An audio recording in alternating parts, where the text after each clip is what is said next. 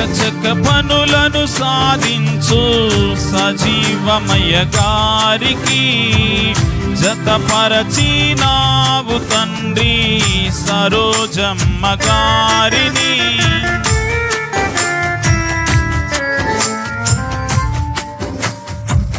చకచక పనులను సాధించు సజీవమయ్య గారికి జతపరచినావు తండ్రి సరోజమ్మ గారిని.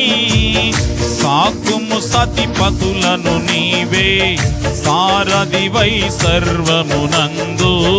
సాకుము సతిపతులను నీవే సారథివై సర్వమునందు.